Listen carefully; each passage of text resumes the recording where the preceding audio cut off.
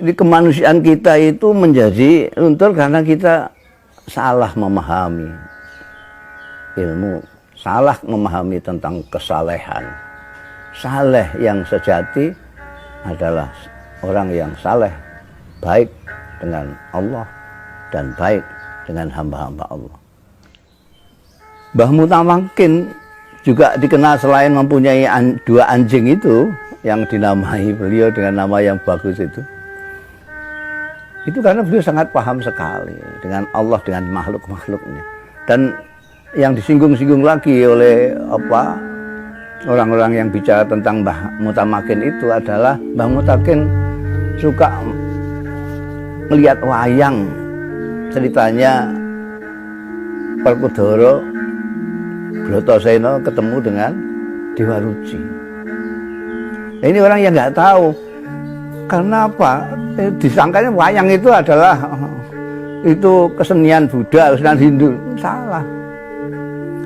Di dalam pertemuan Bratasena dengan Dewa Ruci itu di wejangannya itu pas sekali dengan ajaran-ajaran yang dirintiskan para kiai dan Mbah Mutamakin sendiri. Jadi Dewa Ruci mempunyai ajaran 6 ajaran. Ini banyak yang tentu santi-santi karena tidak pernah lihat wayang mungkin nggak tahu bahwa Dewa Ruci itu memberikan ajaran 6 ajaran.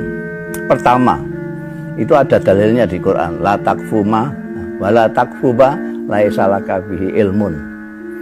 Tidak, Anda jangan sampai melakukan sesuatu apapun, ngomong sesuatu, bertindak sesuatu sebelum kamu ngerti, paham betul yang kamu omongkan itu apa, yang akan kamu laksanakan itu apa. Itu pertama. Kedua, harus bisa membedakan antara emas dan loyang. Artinya apa? Artinya kita harus ngaji, harus belajar. Kalau tidak belajar, besi kuning dengan emas, tembaga dengan emas, kita tidak bisa membedakan. Itu ajaran dari Dewa Ruci kepada Bratasena yang kedua. Ketiga, jangan kagetan, jangan bingungan.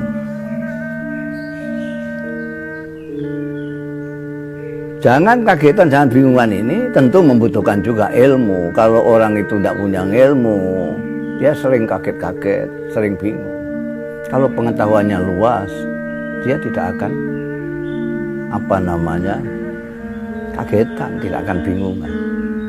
Seperti falsafatnya pesantren. Dulu itu pesantren itu, orang kalau mondok pesantren itu niatnya tidak muluk-muluk, tidak kepingin jadi pilot, kepingin jadi anggota DPR, kepingin jadi petinggi negara, tidak. Bahkan tidak kepingin jadi kiai, tidak kepingin jadi mubalek. Apa? Dulu, nggak tahu sekarang. Dulu itu orang mondok ke pesantren, niatnya adalah menghilangkan kebodohan, titik.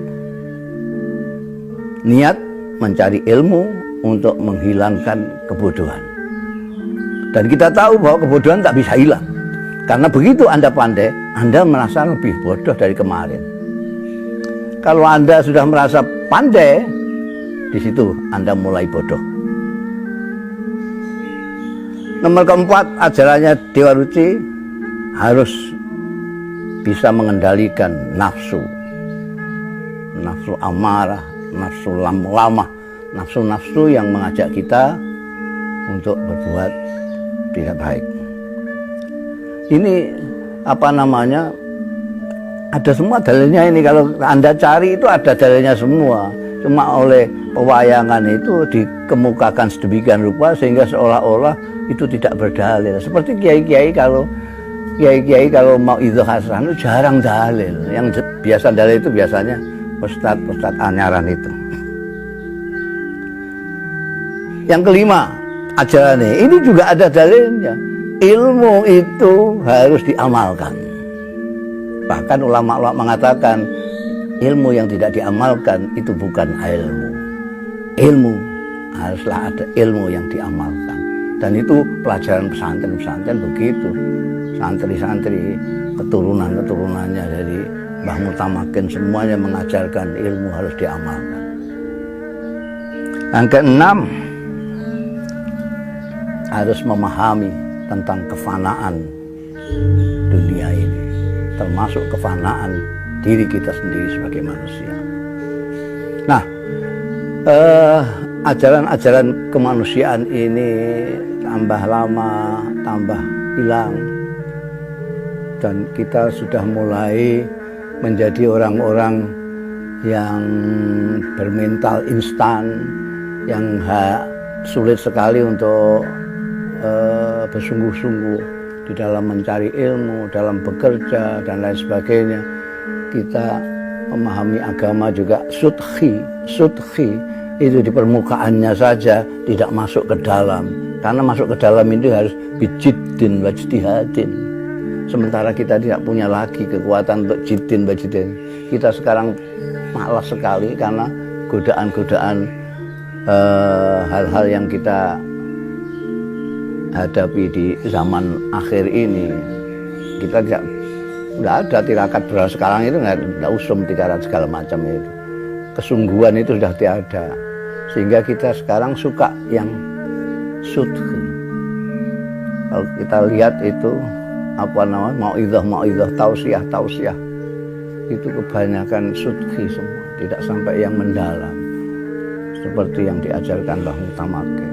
Jarang sekali kita menukik ke dalam. Kalau bahasanya Bung Karno, mencari api daripada Islam itu untuk dikobarkan kepada diri kita sendiri. Sehingga kita itu tadi aneh sekali, kita melakukan sesuatu untuk menyenangkan Allah, mencari ridha Allah, tapi dengan tidak sadar atau tidak berpengetahuan lalu menyakiti hamba-hamba Allah. Saya sering menyontohkan orang yang berdesak-desakan untuk berebut mencium Hajar Aswad itu. Lihat itu, mereka berebut Hajar Aswad, mengikut kiri kanan supaya dia bisa mencium Hajar Aswad. Ini apa artinya? Dia ingin mencium Hajar Aswad itu untuk kepentingan siapa? Untuk menyenangkan Tuhan atau menyenangkan diri kita sendiri? Tanyakan kepada mereka yang rebutan mencari Hajar Aswad untuk dicium. Untuk menyenangkan diri sendiri atau menyenangkan Allah? Kalau jawabnya untuk menyenangkan Allah, itu aneh sekali. Bagaimana mau menyenangkan Allah dengan menyakiti, mengikuti hamba-hambanya? Tidak masuk akal. Jangankan Allah, saya saja.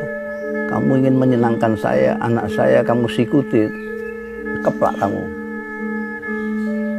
Dan orang lalu lupa bahwa mencium Hajar Aswad itu paling tinggi hukumnya sunnah. Sedangkan menyakiti hamba-hamba Allah itu haram. Bagaimana untuk mendapatkan kesunahan dengan keharaman? Ini sama saja dengan korupsi, sedekah dari uang korupsi. Tidak menghilangkan kotornya korupsi.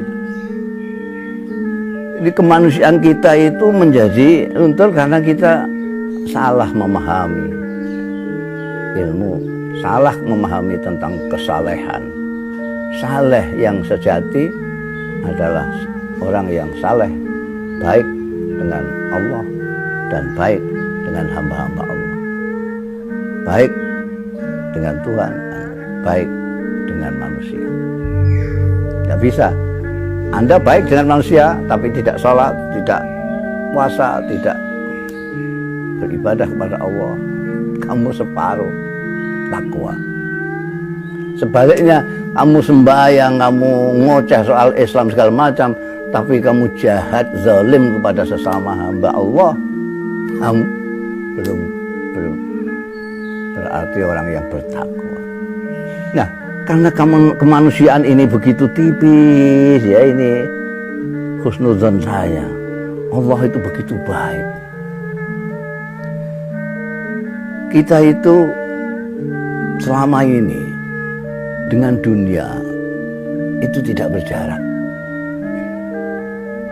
Bahkan karena tidak berjaraknya kita dengan dunia, begitu cintanya kita kepada dunia, itu kita bisa tega kepada sesama manusia, sesama hamba Allah Ta'ala.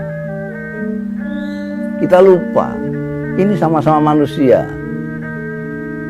Dan kita lupa kepada ajaran Kanjeng Nabi Muhammad Sallallahu Alaihi Wasallam. La yu'minu ahadukum hatta yuhibba li akhihi ma yuhibbu li nafsihi.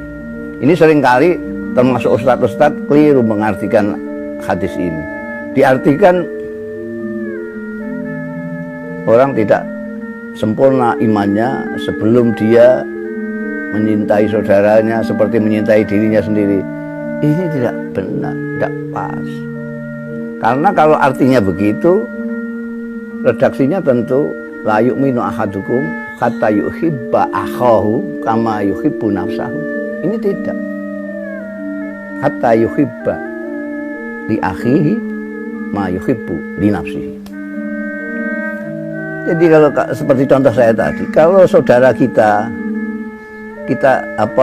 kalau kita senang mencium hajar aswad, kita harus senang juga kalau saudara kita bisa mencium hajar aswad. Kalau kita senang dihormati, kita harus senang juga kalau saudara kita dihormati. Ini ajaran Kanjeng Nabi. Tapi itu semua karena kedekatan kita dengan dunia yang tidak berjarak sama sekali itu, ini lupa semua, termasuk orang Islam terhadap ajaran. Maka karena kebaikan Allah Subhanahu wa Ta'ala, maka Allah memberi pelajaran dahsyat kepada kita, adanya pandemi sekarang ini. Sekarang ini kita dibuat sedemikian rupa harus berjarak dengan dunia. Bahkan kita dengan sesama pun disuruh berjarak. Ya, berjarak. Ini pelajaran yang perlu kita cerdasi. Orang yang tidak pernah piknik itu menyangka bahwa pandemi ini itu hanya di Indonesia. Bahkan ada yang menyangka bahwa pandemi ini hanya di dusunnya sendiri saja. Padahal ini di seluruh dunia. Di Timur Tengah, di Eropa, di Amerika, di Mekah Al-Mukarramah, itu semuanya terkena dampak.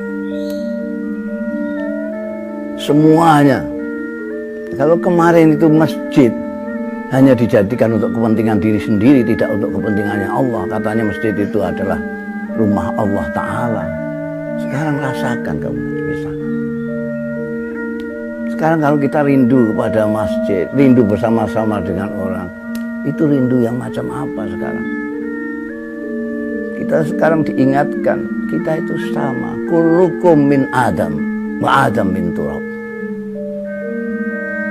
Kullukum min Adam, wa Adam min turab. Selama ini kita kotak-kotak hamba Allah itu. Allah ketika berfirman, walaqad karramna bani Adam, itu tidak ada embel-embel kelompok ini. Karramna bani Adam. Pokoknya yang namanya manusia dimuliakan oleh Allah Ta'ala. Tapi kita sendiri malah tidak memuliakan, bahkan tidak memuliakan diri kita sendiri. Jadi saya kira penting sekali lagi, penting sekali kita mencermati, mengkaji tidak hanya apa yang kita baca dari kitab, tapi apa yang kita baca dari situasi, dari perilaku, dari contoh-contoh dan ajaran-ajaran pendahulu kita, seperti tokoh yang kita peringati saat ini, Mbah Mutamakin. Dengan demikian kita tidak sia-sia dalam melakukan kegiatan memperingati haul beliau. Kita akan mendapatkan sesuatu yang berharga, yang dapat kita jadikan pegangan hidup selanjutnya.